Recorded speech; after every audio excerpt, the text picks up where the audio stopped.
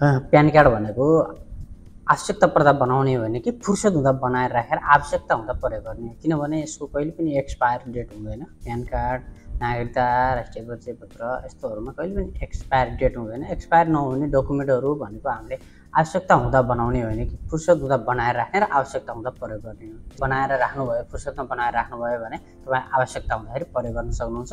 त्यसैले यो PAN card भनेको सबैजनाले बनाउनुपर्छ। कुनै पनि आर्थिक कारोबारहरू गर्दाखेरि यसलाई प्रयोग गर्नुपर्ने हुन्छ। त्यो भएर फुर्सद हुँदाखेरि अहिले हामी प्यान नम्बर चाहिँ प्यान कार्ड बनाएर राखौँ, पछि हामीलाई आवश्यकता पर्दाखेरि प्रयोग गर्न सक्छौँ। आज म व्यक्तिगत प्यानको लागि के आवश्यक पर्दछ र प्यान कसरी बनाउने भन्ने कुरा लिएर आएको छु। व्यक्तिगत प्यान बनाउँदाखेरि हामीलाई सुरुमा चाहिँ युजर नेम आवश्यक पर्दछ, त्यसमा हामीले पासवर्ड राख्नु पऱ्यो। त्यसपछि कन्ट्याक्ट नम्बर आवश्यक पऱ्यो र हामीलाई इमेल आइडी आवश्यक पऱ्यो। यसपछि अन्य चाहिने कागजपत्रहरूमा चाहिँ नागरिकता प्रमाणपत्रको स्क्यान प्रति चाहियो, एउटा अपलोड गर्नुपर्ने हुन्छ। अर्को पिभी साइज फोटोको स्क्यान प्रति चाहियो। हामीले अपलोड गर्नुपर्ने डकुमेन्ट भनेको एउटा नागरिकता र एउटा फोटो, त्यति भयो हुन्छ। त्यसपछि आफ्नो नामको विवरण, अब आफ्नो नाम चाहियो, जन्ममिति चाहियो होइन। त्यस्तै गरी अब नागरिकताको विवरण पनि अब नागरिकता नै अपलोड गर्ने भएपछि त्यसमा विवरण भइहाल्छ। त्यसपछि एकजना रिलेटिभको नाम चाहिन्छ। रिलेटिभ भने जस्तो आफ्नो फ्यामिली, जस्तो बुवा आमा, सकेसम्म हाम्रो नागरिकतामै नाम मेन्सन हुनेलाई राख्यो भने सजिलो हुन्छ। त्यही भएर बुवाको नाम त सबैमा हुन्छ, म्यारिड अनम्यारिड सबैकोमा बुवाको नाम आमाको नम्बर हुन्छ। त्यही भएर बुवा आमा मात्रै एउटा राख्यो भने राम्रो हुन्छ, अझ सजिलो पनि हुन्छ हामीहरूलाई। त्यही भएर त्यसपछि अब ठेगाना भयो, ठेगाना पनि अब नागरिकतामा हुने नै भयो, त्यहाँ राख्न सक्यो। हामीलाई मोबाइल नम्बर पनि चाहियो। अब कसरी बनाउने भन्ने कुरालाई म लिएर हेर्छु। सर्वप्रथम त हजुरहरूले प्रयोग गर्ने कुनै एउटा ब्राउजर खोल्नुहोस्। ब्राउजर खोलिसकेपछि हजुरले युआरएल बारमा गएर यहाँ गएर iard.gov.in इन्टर गर्नुहोस्। अन्त यस प्रकारले वेबसाइट खुल्यो। यसपछि तपाईँ जानुहोस् करदाता पोर्टल भन्नेमा, यो साइडमा हेर्नु है। त्यसपछि यहाँ करदाता पोर्टल छ, करदाता पोर्टलमा जानु। करदाता पोर्टलमा गइसकेपछि यो सुरुमै हेर्नु त इन्टिग्रेटेड ट्याक्स सिस्टम भनेको छ। त्यसभित्र चाहिँ जनरल छ, जनरलभित्र रेजिस्ट्रेसन भनेको छ नि होइन। त रेजिस्ट्रेसनभित्र जानु र एप्लिकेसन फर रेजिस्ट्रेसन भन्ने एउटा छ होइन। अनि हजुरको अर्को छ रेजिस्ट्रेसन लगइन। अब हामीले त पहिला अहिले एप्लिकेसन दिने हो। सुरुमा एप्लिकेसनमा जानु। अब एप्लिकेसनमा गइसकेपछि अब हामीले सुरुमा यहाँनिर युजर नेम भनेको छ। त अब हामीले युजर के राख्ने त यहाँनिर, जस्तो अब यहाँ युजर दिनु, पछि लगइन गर्दा चाहिन्छ है। यो चाहिँ राम्रो छ होइन। यसमा समय चाहिँ नाम अनि अङ्कहरू मिक्स गरेर राख्नुभयो भने राम्रो हुन्छ। अनि यसपछि अर्को अब पासवर्ड राख्नु, अनि रिपासवर्ड। त्यसपछि कन्ट्याक्ट नम्बर भनेको हजुरको मोबाइल नम्बर, त्यो राख्नु। र अब यसमा हजुरको इमेल राखिदिनु।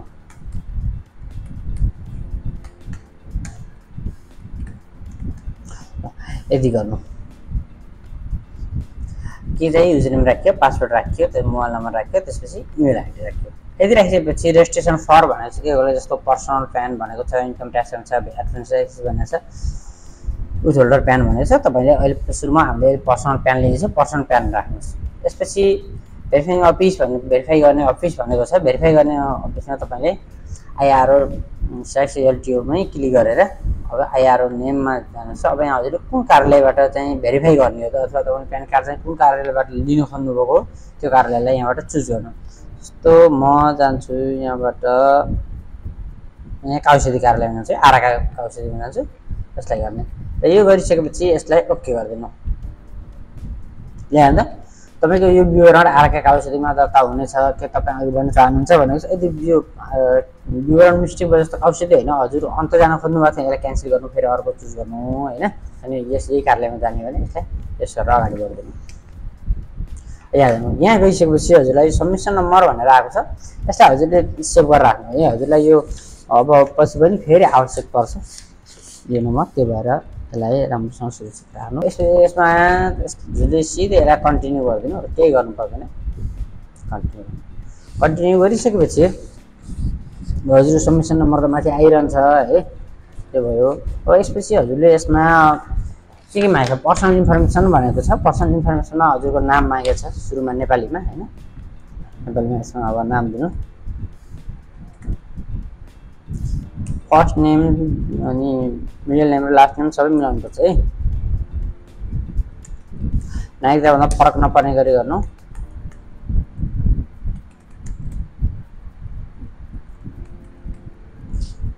त्यसपछि अब यसो जन्ममिति नजिक हजुरले एउटा विक्रम सम्मत छ एउटा इस्वी सम्मत छ हजुरले कुनमा हान्न सकेको छ त्यो चुज गर्नु त्यसपछि जन्ममिति हान्नु जन्ममिति हान्दा यहाँ हेर्नु है वाइ दिएको छ चारवटा वाइ भनेको इयर हो दुईटा यम दिएको छ यम भनेको मन्थ हो डी भनेको डे हो है त अब यसको बिचमा के छ बिचमा सबभन्दा धेरै झुक्किने भनेको यही हो कि जस्तो यहाँ के हुन्छ प्रायः जस्तो हामीलाई डेटहरूको बिचमा स्ल्याक्स हान्ने भनिरहेको छ स्ल्याक्स हान्ने ड्यास हान्ने तर यसले चाहिँ डट खोज्छ है यहाँ चाहिँ डट नै हान्नुपर्छ कि जस्तो अब मैले जन्ममिति हाने त्यो एउटा अब चाहिँ डट हान्दैन किनकि यसले डट नै मागेको छ डेट र मन्थको बिचमा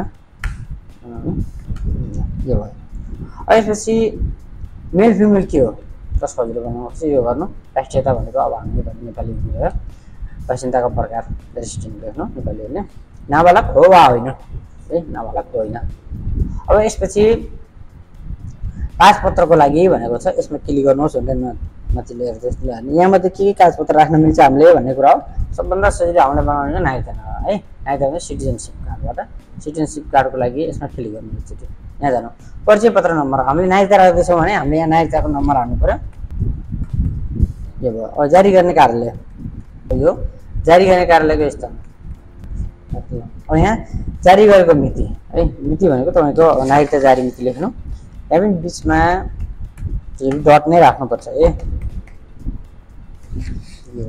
कागजपत्र भनेको ठाउँमा हजुरले अब कागजपत्र यहाँ अपलोड गर्नु पर्यो के कागजपत्र अपलोड गर्नु त जस्तो नागरिकता यसलाई ओके गरिदिनु यो भइसकेपछि अब हजुर थोरै तल जानु तल जाँदा रिलेसन भनेको चाहिँ एउटा नाता चाहिँ सेक्समा नागरिकतामा हुने नाता चाहिँ जस्तो बुवाको नाम हुन्छ अनि बुवा राखिदिनु है त कहाँ नाम छ बुवाको भनेर राखिदिनु नभए त्यति यहाँ नाम हाल्नु बुवाको नाम के छ नागरिकतामा त्यो अनुसार हाल्दिनु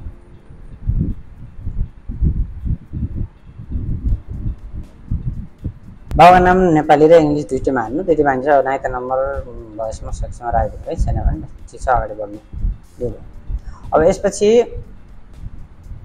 सोर्स अफ इन्कम भनेको छ सुरुमै राखिदिनु न किन है बेला जागिर खाउँला त्यसपछि हुन्छ ल फेरि जागिर नखाने यो राखिदिनु अब यसपछि तल भनेको छ अब हामी सिधै जाउँ ठेगानामा रिलेसन गरौँ है अब यसमा सुरुमा जिल्ला भनेको छ कुन जिल्ला हो तपाईँको ठेगाना मेरो नलपरासी पूर्व अब यसपछि महानगर उपमहानगर गाउँपालिका कुन हो यहाँनिरबाट क्लिक गर्नु त मैले यहाँनिर विनितिर क्लिक गरेँ अब यसपछि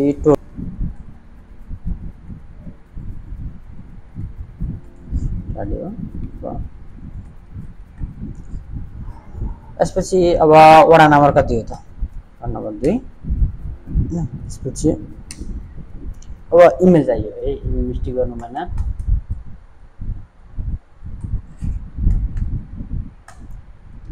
gmail.com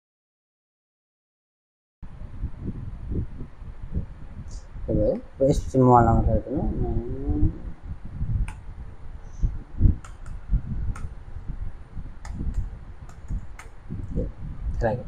अब यसपछि तल जानु है यदि स्थायी ठेगाना भन्दा फरक भए मात्र भन्नुहोस् भने चाहिँ सेम हो भने जस्तो माथि स्थायी ठेगाना भइसक्नु भयो सेम ठेगाना भयो भने यहाँ टिक लगाइदिनु तर यसमा फल्ट के छ भने टिक लगाउँदाखेरि अरू आउँछ यो पालिका चाहिँ आउँदैन पालिका चाहिँ चुज गर्नुपर्छ है ल सिस्टम तान्नु पर्ने हो तर किन तानिरहेको छैन यो सिस्टम कहिलेदेखि यस्तो छ मिलाउनु पर्ने पनि मिलाइरहेको चाहिँ छैन है यो सिस्टम ल प्रत्येक ठाउँमा आउँदैन यो पालिका चाहिँ पालिका मेनुअली चुज गरिदिइहाल्नु ल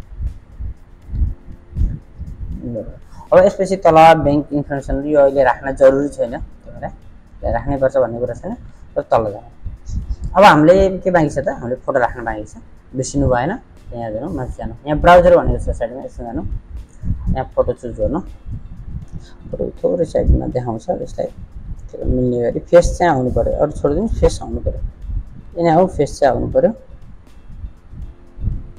हेर्नु यहाँ टेक दिस पिक्चर गराउनु है क्रम मिलाइसकेपछि यहाँ फोटो देखियो भने भयो त्यहाँ देखियो भने यसलाई यहाँबाट इन्ट्री गर्न सक्नुहुन्छ यो गरिसकेपछि हजुर यो लास्टमा जानु, लास्टमा गएर यसलाई यहाँ सेभमा इन्फर्मेसन सेभ सक्सेसफुल भयो। फेरि ओके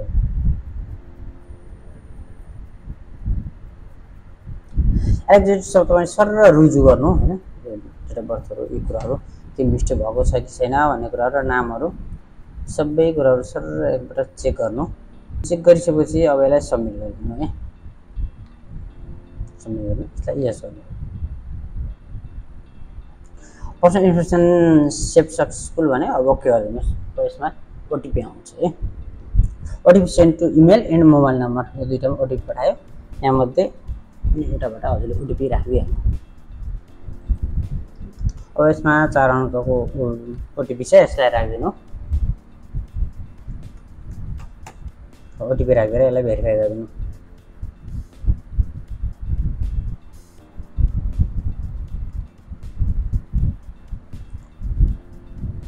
ल भयो। यसमा के भन्छ तपाईँको विवरण सबमिट भयो। आराका औषधि कार्यालयबाट भेरिफाई भएपछि तपाईँको विवरण भर्दा दिएको लगइन र इमेल एड्रेस मार्फत प्यान नम्बर प्राप्त गर्न सक्नुहुनेछ भन्छ, तर त्यसो इमेलमा आउने चाहिँ गरेको छैन अहिलेसम्म होइन। यो मेसेज चाहिँ दिन्छ आउँछ भेरिफाई गरेर भन्छ, तर त्यसरी आइरहेको छैन। अब आएन भने पनि तपाईँले के गर्नु, अब यहाँ साइडमा प्रिन्ट आएको छ हेर्नु त, यो प्रिन्टमा क्लिक गर्नु। प्रिन्टमा क्लिक गरिसकेपछि तपाईँले भरेको विवरण आउँछ यहाँ, यसलाई हेर्नु होइन। तपाईँको फोटो आयो, तपाईँ भरेको कुराहरू यसमा नामहरू सबै आयो र यसलाई अब 3 पेज आएको छ। यो 3 पेजलाई हजुरले प्रिन्ट गरेर लिएर जुन कार्यालय हजुरले अघि छनौट गर्नुभयो, म एक औषधि कार्यालय छनौट गरेको छु, औषधि कार्यालयमा यो र एउटा नागरिकताको फोटोकपी लिएर जानुभयो भने हजुरले यो प्यान नम्बर सजिलै प्राप्त गर्न सक्नुहुनेछ। यस्तै इन्फर्मेटिभ भिडियोहरू हेर्नको लागि यो युट्युब च्यानललाई सब्सक्राइब गर्दै गर्नु होला, अथवा तपाईँलाई अब कस्तो आवश्यकता पर्छ टेक्नोलोजी सम्बन्धी कुराहरू के आवश्यकता पर्छ त्यो अनुसार हजुरले रिक्वायरमेन्ट राख्नुभयो, कमेन्ट गर्नुभयो भने म त्यस्तै भिडियोहरू बनाउन जाने पाउँछु। हस्, धन्यवाद।